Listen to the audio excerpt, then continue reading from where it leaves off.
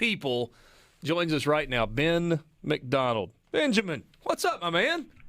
RC, how are you today, man? I've been thinking about you. We're getting closer to baseball, and I'm ready to come down to Hotty Toddyville and see about those Ole Miss Rebels that I'm looking for this year. So hopefully we get to travel a little bit. We don't know what's going to happen just yet, but looking forward to making my way down towards Oxford for sure. Well, we certainly will look forward to it as well. Give me a quick report on deer season. I talked to you a few weeks back. I think you were coming back from Kansas. If Instagram is any indication, this was an enjoyable time off for you. Yeah. Well, Richard, you know me. There's only two seasons for me anymore. It's hunting season and there's baseball season. That's the only two seasons I have in my life anymore. So I enjoy the heck out of both of them. Hunting season was a solid one. The weather's just finally getting right, unfortunately. The hunting season just closed up just the other day. But, look, I enjoyed it. No matter if having success or not, I just enjoy being out in the woods. Is kind of my way of kind of recharging the batteries and getting ready for baseball. But, look, I can't think about nothing but baseball right now. It's just around the corner. I'm looking forward to it. You got to think about one more thing before baseball, and then we're going to baseball. What's the best character on Yellowstone?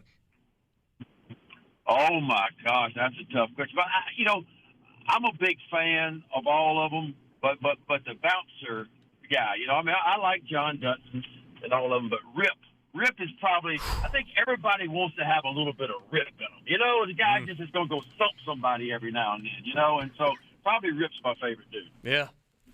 I don't know if I got any Rip in me, but I'd love for Rip to be a good friend of mine. I know that. No, you definitely want to be friends with Rip. You want to be Team Rip for sure. No doubt. All right, let's talk a little ball. Let's just start with a team that's right there in your backyard, LSU, an LSU team that's going to look a lot different than it did a year ago. Jay Johnson comes in from Arizona. They bring Jacob Berry in. You got some nice pieces coming back. 3 first-team All-Americans according to D1. Is this a big bounce-back year for LSU, or is the build-up and the hype a little early and a little premature? That's a great question. Now, I'll say this. From an offensive standpoint, first of all, let's start with Jay Johnson. Jay Johnson's idea is changing the culture in Baton Rouge. He wants to get a winning program back and get LSU back on the map where it was. You go back and look the last 4 years, Richard, LSU is a 500 team in SEC play the last 4 years. That's just not acceptable down on the Bayou. Nobody's going to put up with that. And so he wants to get the enthusiasm back. Of course, when you bring in Jacob Berry, you do that. And I've been telling people this. LSU's had a historic program over the years with 6 national titles, but not once in all those great teams they've had have they ever had 3 first-rounders in a lineup. They got 3 first-rounders in the lineup this year. You mentioned Jacob Berry. He's projected top 5 pick this year in the first round. He's a draftable sophomore. Dylan Cruz could be a top 5 pick next year. And Trey Morgan, the first baseman, is projected to be a late first-rounder in next year's draft, too. So you got 3 first-rounders in that lineup to go along with Gavin Dugas, who led the SEC in RBIs last year. Cade Doty's projected to be anywhere between the 2nd and the 5th rounder. So talent is there from an offensive standpoint. I think LSU's going to score runs. They'll be right there with Ole Miss when it comes to scoring runs.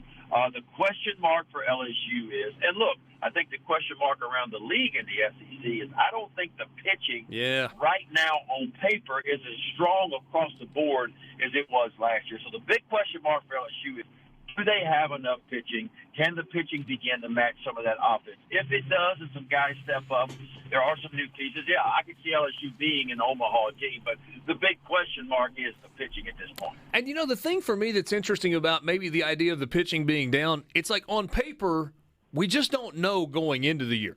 We could look up at the end of the year and be like, oh, wow, here are the 9 stars on the mound in the SEC, and that's all we'll talk about going into next year. We just don't know right now. Yes, I totally agree with that. And look, we could turn around at the end of the year and say, yeah, look at these dudes. They're some real dudes. But, you got to remember this time last year, we knew Kumar Rocker, right? We knew Jack Leiter. We knew Hogan over at Ole Miss. We knew those guys were real studs. They were first-rounders. We knew that going in. We got some arms like a Tidwell over in Tennessee right now that could be a first-rounder. We got some guys that could elevate into that role and be real, true aces. They just haven't done it yet. It don't mean that they won't, but they haven't done it yet. Let's ease up the road to Starkville just for a second. You were a starting pitcher. Maybe a little bit of bullpen action, not a lot of bullpen action, either at LSU What are you looking for, Hayden? Could you refer to that as the home of the reigning national champions, please? I would appreciate that. I'm just going to throw that at you instead. Just going to throw it at him. All right, so Hayden's got me corrected. The home of the reigning national champion, Mississippi State Bulldogs. Landon Sims making that move from back end, lockdown, shut it down, turn out the lights, the party's over, to Friday night starter. How you feel about the transition? Well, it's going to be an interesting one. It's the same transition that Devin Fontenot for LSU is going to try to make this year. He's always been a back-end guy, and he's going to try to transition into that starting role for LSU. Here's my worry with those guys. They've never done it before. They've never accumulated those kind of innings before. So I expect both of these guys, and you don't know how it's going to shake out, but I expect both of these guys to be strong the first half of the season. But what I question is when they start to get to that 70 and that 80 and possibly that 90-inning mark, how fresh are they still? Not because they're not horses and not because they can't do it. It's just they've never done it before. So that arm has never accumulated that many pitches and that many innings over the course of a full season, you see. So you wonder how fresh they'll be, how still, both are extremely talented guys. Landon Sims is one of the most talented guys I've seen come through the SEC in a long time with a high spin rate fastball that he has. He's a special dude, but it's different when you're a reliever. You guys know you can come in and blow for a couple innings and it's max effort. But when coach is expecting 6 or 7 innings and you got to pump 100 pitches that night, now you got to kind of conserve things a little bit. You can't go at it at a max effort kind of deal, or there's nothing left by 50 or 60 pitches in. So it's going to be interesting to see how both of those guys adapt to a different kind of role. All right, so in Landon Sims, you mentioned the high spin rate fastball. He's got that wipeout slider, has added a changeup in the offseason. The idea of adding a pitch that you can trust and rely on and really doing it and kind of perfecting it in a single offseason, is that doable? Yes, it's doable. It's doable. And it's going to be his third pitch. We all know that. But, what he's trying to do, and there's not many starting pitchers out there that get by with just 2 pitches. Everybody has 3 and 4 pitches. But what he's thinking about is, and I'm sure what Mississippi State's thinking about is, it's one thing to go through the lineup one time. We saw Sims do that. He can get through the lineup one time with fastball, breaking ball. But now all of a sudden, you've got to get guys out a second time. You got to get guys out a third time.